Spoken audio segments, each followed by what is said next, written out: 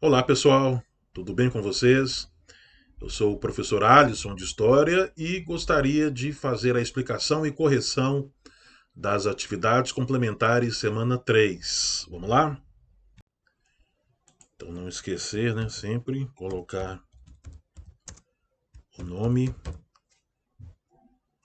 Número 1.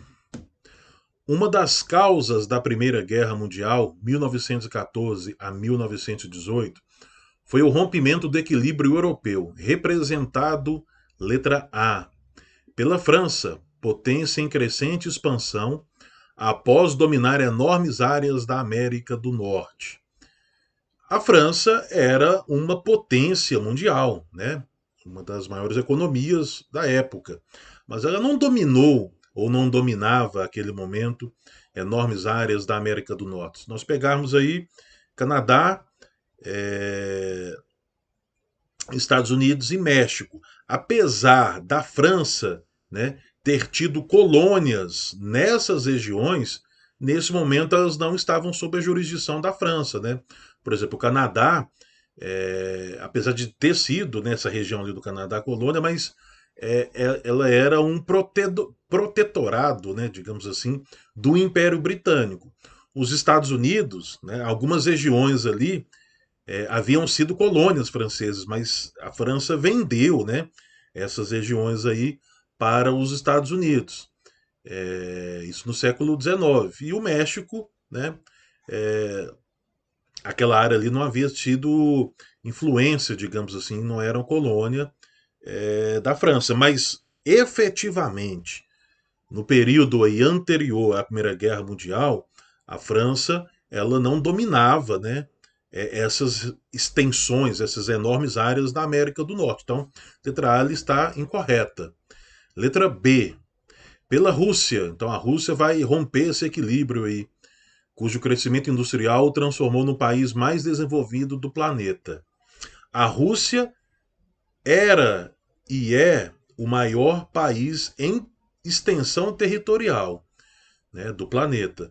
Mas a Rússia era uma potência, né, europeia, mas dentro dessas potências era a menos desenvolvida economicamente, industrialmente. Né? Então a Rússia tinha uma grande maioria da população vivendo em áreas rurais. Havia sim uma indústria, mas uma indústria ainda muito fraca, né? Então não era o país mais desenvolvido do planeta, e muito menos da Europa. Tá? Letra C. Pela Alemanha, unificada em 1870-71, em rápido crescimento industrial e capaz de desafiar o poderio inglês. A Alemanha ela acaba se tornando um Estado nacional unificado tardiamente com relação a outros países, como França, Inglaterra, Portugal, Espanha. Né? Então vai ser efetivamente em 1871, após a Guerra Franco-Prussiana, né, que vai haver uma unificação de reinos germânicos. A Prússia, que era o maior desses reinos, né, ela vai é, é, é, forçar os reinos vizinhos e vai decretar guerra a algumas regiões, como por exemplo a Áustria. Né? Então, vai se encorpar e em 1871, né, se torna, né, um Estado nacional, né? Aí após a guerra, inclusive, contra a França. Um Estado nacional. E é óbvio, né, que o primeiro chanceler, o primeiro ministro, né, dessa Alemanha unificada, o Otto von Bismarck, e o imperador, né, o Kaiser, o Guilherme I, eles vão ter uma política externa aí para tentar correr atrás, né, uma política externa até, claro, utilizando a diplomacia, mas uma política externa, né, também agressiva, né. Então a Alemanha ela acaba é, é, é, se desenvolvendo até bastante rápido, né, por conta de investimentos. E é óbvio que esses investimentos em educação, em indústria, vão fazer com que haja um desequilíbrio de poder dentro da Europa. O grande, o mais poderoso país, aí, economicamente falando, da Europa era a Inglaterra. E a Alemanha acaba ultrapassando os ingleses, né, em alguns setores econômicos. E naqueles que estava ainda atrás, né, ele queria ultrapassar, como por exemplo a questão aí da marinha de guerra, né? E para continuar esse desenvolvimento, a Alemanha também requisitava aí um maior número de colônias que estavam, né, nas mãos dos ingleses, dos franceses. Então, a Alemanha, né, e esse crescimento industrial alemão vai ser um ponto importante de rompimento desse equilíbrio que existia dentro da Europa e vai ser uma das causas para a Primeira Guerra Mundial. Não será a única, mas será uma das causas, né? Vamos ver aqui a letra D, só para retirar qualquer dúvida. Pelo Brasil, que monopolizava a produção industrial da época. Não, né? O Brasil já tinha, sim, uma indústria, né? Mas também uma indústria ainda bem incipiente, né? Não era o carro-chefe da economia brasileira. Ainda era o setor agrário, né? Principalmente a produção de café. Né? Nesse momento aí, pré-Primeira Guerra Mundial, ainda tinha um pouco do poder da borracha, já diminuindo, né? Mas o café era o grande produto de exportação. E o Brasil não monopolizava, não controlava a produção industrial do planeta, né? E não controla ainda, né? Então a número 1 é a letra C. E a número 2 explica o que foi o Tratado de Versalhes. Após 4 anos, né, de guerra, né? Uma guerra que deixou aí entre 10 a 20 milhões de mortos, né?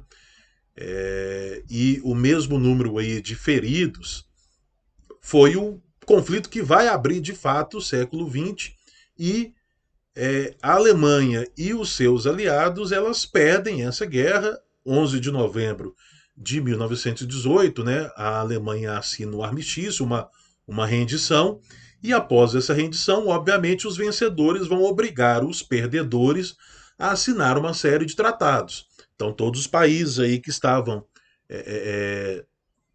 junto com a Alemanha, né, assinam tratados, e o Tratado de Versalhes mais especificamente com a Alemanha, tá? Então, por exemplo, os alemães eles perdem território, ao perder território eles perdem também população, né? Então vão perder receitas, obviamente, e esse território são territórios alguns muito ricos em minério de ferro, em carvão, né? Em áreas industriais, eles perdem todas as suas colônias, né? As forças armadas da Alemanha praticamente deixam de existir, porque ali, por exemplo, a aviação, né? O setor da aeronáutica, que estava iniciando, né? Eles não podem ter, né? Marinha também não. E o exército ele só pode ter no máximo 100 mil homens, né? E a Alemanha ela é condenada também a pagar uma indenização de guerra aos países vencedores, né? Então, essa cláusula, né, essas cláusulas somadas aí no Tratado de Versalhes, obviamente, elas vão ser consideradas humilhantes para os alemães e ao longo aí da década de 20, dos anos 30, o Tratado de Versalhes aí será utilizado como argumento, né, inclusive pelo Partido Nazista, para conseguir unificar a população, né, e condicioná-la a um novo confronto, que será a Segunda Guerra Mundial. Né? Pessoal, eu escrevi aqui, ó, eu dei um pause só para, né, não ganharmos tempo. Eu coloquei o seguinte: foi o tratado assinado pela Alemanha, considerada perdedora da Primeira Guerra. Entre outras cláusulas, a Alemanha perdeu parte do seu território, perdeu todas as suas colônias, teve de entregar e ou destruir armamentos, não possui marinha ou força aérea, né? O exército também foi reduzido, né, a 100 mil homens, pagar a indenização. Né? Obviamente, esse tratado será considerado humilhante pelos alemães e será um dos argumentos usados pelos nazistas para convencer a sociedade alemã da necessidade de uma revanche. Né? Clicou em enviar, sua resposta foi registrada. Perfeito.